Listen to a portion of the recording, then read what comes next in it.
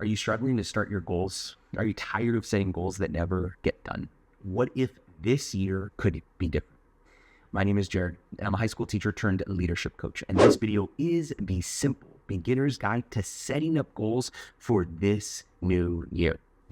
In this video, we're going to be going over 7 rules for setting up goals that, if you follow them, are going to help you reach your goals this year. A quick note is that I've used this framework with myself, with clients in a one-on-one setting, and with clients across organization, and I got to tell you, it works. So what's the first rule of goal setting? Rule number 1 is goals must be thoughtful. A good goal sounds like, I am going to go from point A to point B by this date, and this is my first step. Your goal also needs to be relevant and not out of the ordinary in the current season of your life. For example, for me, I'm a husband and dad, and it is not in my relevant priority list to become an Olympic athlete. So that might be some goals for some people, but it will not fit in the context of my life. Once you figure out that your goal is thoughtful, is having a thoughtful goal enough? Before we answer that question, if you're liking this video so far, please hit the like button, as that helps YouTube share this with other people who might benefit from it. Rule number 2 of goal setting is that goals must be written. Time and time again, it's been shown that simply writing your goals out helps you commit to them and accomplish them. I know some people who only physically write their goals down, which is fine as long as you can see them. I also know some people who digitally type their goals out. Also fine. It doesn't really matter as long as they're written somewhere. Personally, I like to type out my goals and then print the sheet of paper so that I have it physically on my desk. So rule number 2 is that goals must be written.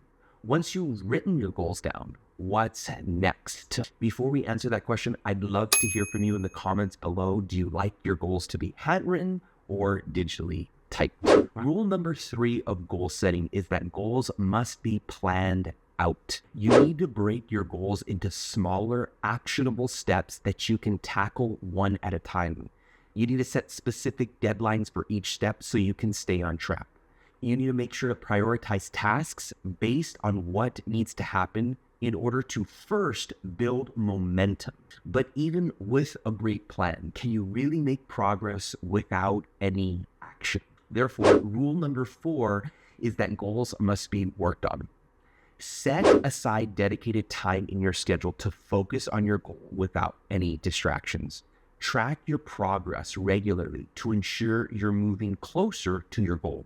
Stay consistent even on days when you don't feel motivated. However, how do you stay connected to your goals while you're working on them? And that's where rule number 5 comes in. Goals must be read regularly, probably even every single day. The simplest way to do this is put the physically written or digitally typed out goal somewhere where you can read it. Even if you don't have a task related to your goal that day, the very act of reading it is reminding you that this is a priority and you gotta get going. So once you start reading your goals regularly, how do you ensure that you're actually improving? Before I answer that question, if you're enjoying this content so far, please subscribe to see more videos like this. Rule number 6 is that goals must be reflected upon. Listen, at least once per month, you need to pause and assess how you've been doing.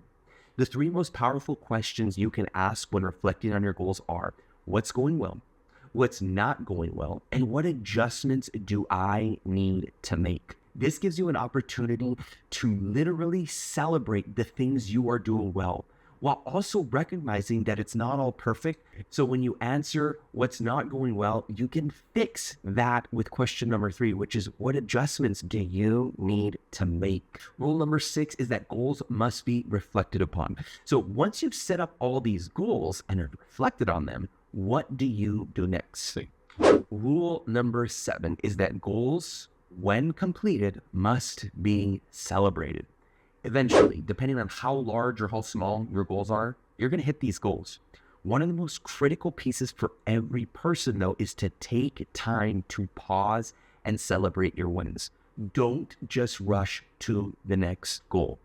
If you constantly rush to the next goal, you're going to run the risk of burning yourself out at the very least, and very likely you're going to burn those around you out as well. I know that I've hit a lot of goals and rushed to the next one without giving myself and others an opportunity to celebrate and just enjoy the win.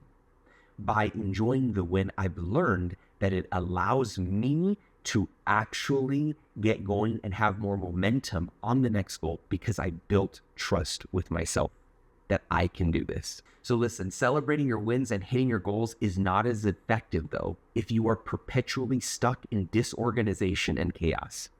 If you want to build momentum and consistency, then I recommend you check out this video where I talk about the 5 reasons to start a weekly routine as soon as possible.